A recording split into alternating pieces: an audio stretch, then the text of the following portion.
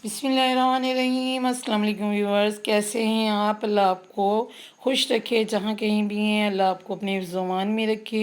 हमने बिस्किट बनाए हैं, ये बहुत ही मज़े के बने हैं। तो इसको बनाने के लिए ये हमने एक अदद अंडा लिया है, इसको हम बीट करेंगे।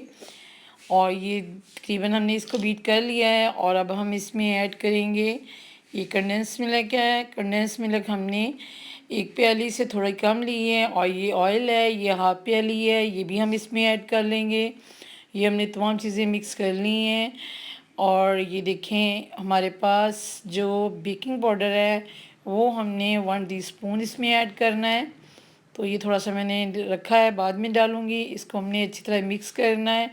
और उसके बाद हम इसमें ऐड कर रहे हैं मैदा। मैदा हमने इसमें 2 प्याली डालना है। 2 प्याली मैदा डाल के इसको हम अच्छी तरह मिक्स करेंगे, हाथों की मदद से गूँधेंगे। इसको अच्छी तरह गूँधना है।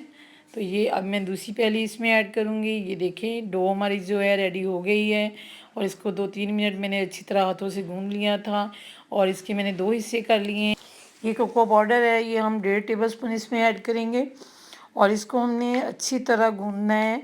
और ये जो कोको पाउडर इसके अंदर अच्छी तरह जज़ब करना है। तकरीबन इसको 4-5 मिनट लगेंगे गूँधने में। तो ये देखें, इस तरीके से अगर आपका ये जो डो है सख्त हो जाए तो आप इसमें आधा चम्मच ऑयल का डाल के भी इसको गूँध सकते हैं। तो ये देखें, ज़्यादा ऑयल नहीं डालना क्योंकि ज़्यादा नरम हो जाएगा फिर। तो डो ऐसी होनी चाहिए हमारी। ये बहुत अच्छा कलर आ चुका है। और ये मैंने लिया है प्लास्टिक रैप।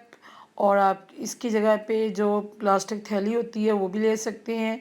तो ये प्लास्टिक रैप के ऊपर मैंने रख दिया है। और इसको हम अच्छी तरह बेलेंगे, लेकिन हमने ज़्यादा पतला नहीं बेलना, थोड़ा मोटा इसको रखना है। ये रैप मैंने ऊपर दे दिया है, डबल रैप कर दिया है। तो अब हम इसको एक प्लेट में साइड पे रखते हैं। ये देखें, वरना ये अगर आप रैप इस्तेमाल नहीं करेंगे तो ये चिपक जाएगा। तो ये मैंने प्लेट में रख दिया है। अब इसी तरीके से दूसरा जो है हिस्सा वो भी हम बना लेंगे। ये मैंने रैप लगा दिया है। तो अब इसके ऊपर ये देखें, मैंने चॉकलेट वाला पार्ट रखा है। और इसके ऊपर हम ये दोबारा रैप रख के इसको बेलन के साथ प्रेस करेंगे। ये देखें, इतना मोटा रखना है। दोनों जो हमने बनाई हैं रोटी, वो दोनों तकरीबन एक जैसी होनी चाहिए। ये इसको मैंने फ्रीज़र में रखा है 15 मिनट। 15 मिनट फ्रीज़र में रखने के बाद इसको मैंने एक दूसरे के ऊपर रख दिया है। लेकिन नीचे वाला रैप जो है अभी मौजूद है, उसको नहीं उतारा। तो इस तरीके से हम अंदर की तरफ इसको दबा के फोल्ड करते जाएंगे, क्योंकि थोड़ा सा ये ठंडा है तो सख्त है। ये देखें, तो इस तरीके से अगर नरम हो तो आप दोबारा इसको फ्रीज़र में रख के थोड़ा सख्त कर लें। तो अब हम इसकी कटिंग करेंगे। ये तकरीबन आधे इंच के करीब हमने इसकी कटिंग करनी है। ये देखिए, बहुत ही प्यारे लग रहे हैं हमारे बिस्किट। ये सारा इसी तरीके से मैं कट कर लूँगी।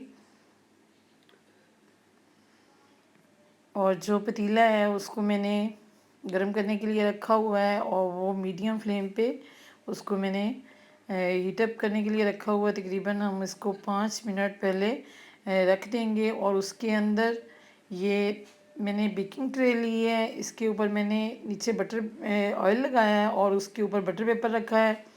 और बटर पेपर के ऊपर ऑयल बिल्कुल नहीं लगाया। तो ये मैं तमाम बिस्किट जो बनाए हैं इसके ऊपर रख दूँगी। और उसके बाद ये देखें, पतीले के अंदर एक छोटी पतीली रखी हुई है।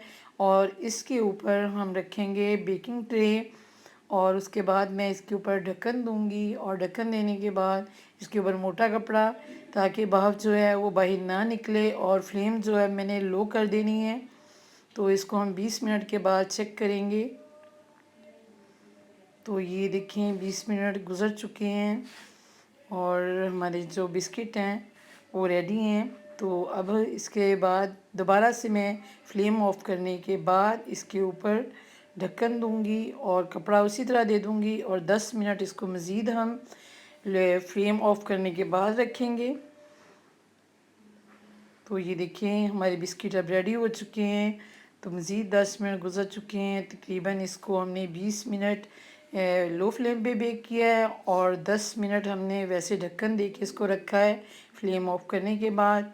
बिस्किट हमारे बहुत ही मज़ेदार बने हैं। बिस्किट हमारे रेडी हैं और ये बहुत ही टेस्टी बने हैं। तो मैं डिश आउट करके दिखाती हूँ आपको। ये देखें कितने प्यारे लग रहे हैं और ये खाने में भी बड़े टेस्टी हैं, बहुत ही सॉफ्ट बने हैं। इसको अगर आप ज़्यादा बेक करेंगे तो फिर हार्ड हो जाएंगे। और ये देखिए कितने नरम हैं, बहुत ही अच्छे बने हैं।